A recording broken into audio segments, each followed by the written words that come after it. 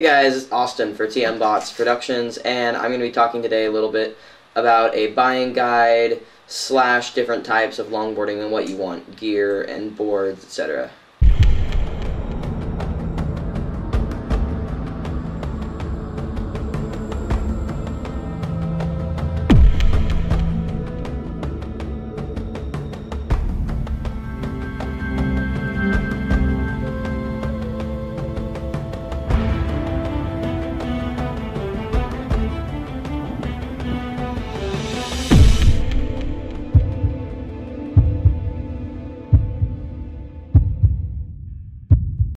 Alright, first we're going to go over styles. We have 3 different main styles. It's cruising, carving, and freeride, and downhill. So, cruising and carving is kind of put together.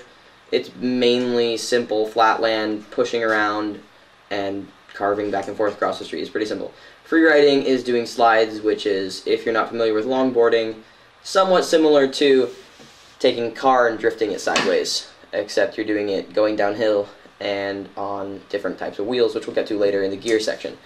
Okay, the last type is going to be downhill, which is where you go into a speed tuck so that you're as aerodynamic as you can possibly be, and you want to just speed down the hill. You try to get as much speed as you possibly can. Okay, now, the second thing we're going to talk about is the different types of boards that you want for the things, for the different styles. Okay, for downhill, you're going to want a stiff board. So when you stand on it, it stays stiff because there are 2 different types, stiff, and then there's flexible, which has a lot of camber. So it'll move up and down when you go on it, and that's a lot less stable for going down hills. You're going to want something with good concave. You're going to want something that has a place to really lock in your feet, so it'll be kind of like that a lot of times, or it'll be a W.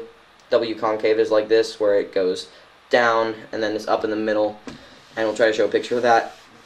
But then for flat land, you usually want a more flexible board with kicktails of some sort, whether they be larger kicktails or smaller kicktails, it doesn't matter, it's just preference.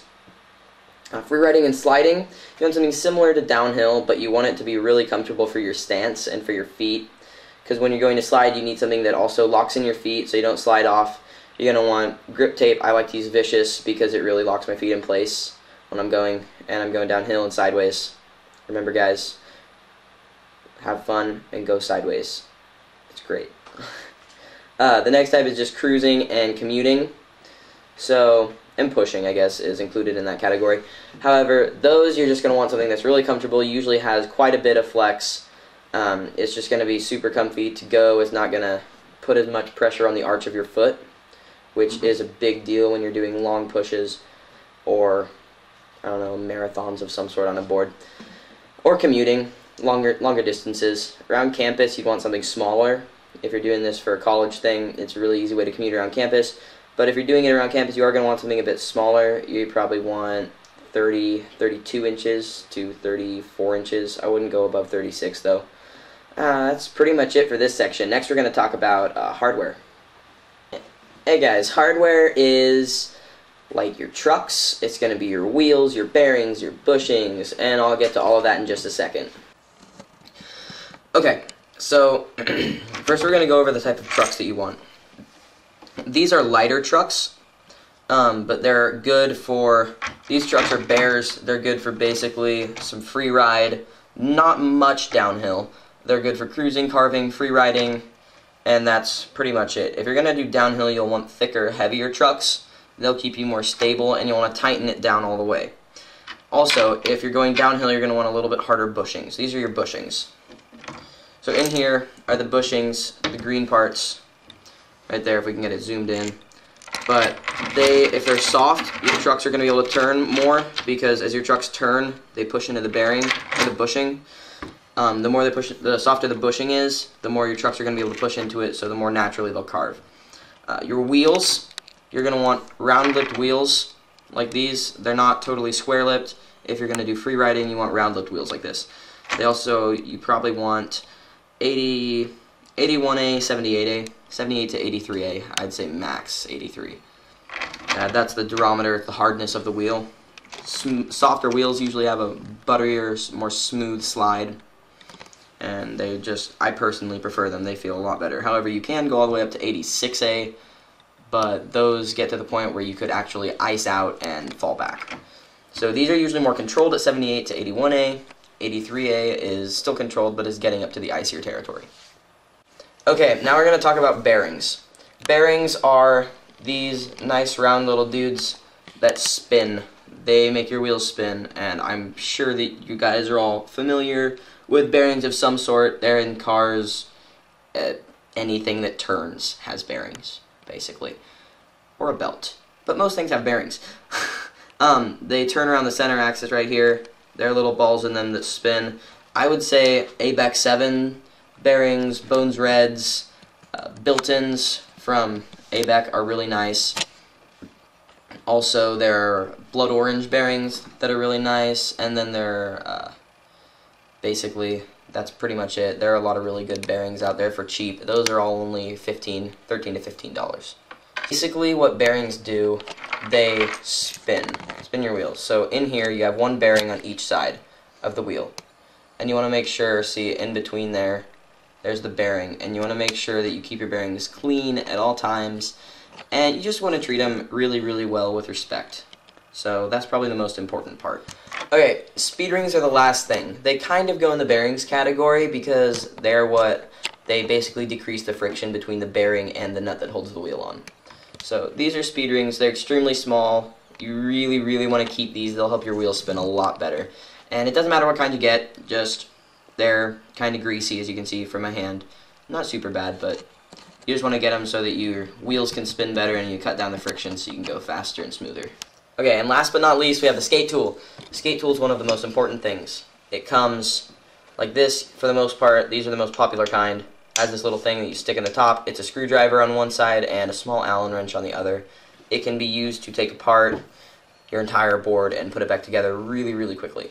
Okay guys, now we're going to cover the most important section of the entire video, which is safety. I know a lot of skaters look down on helmets, but helmets are awesome.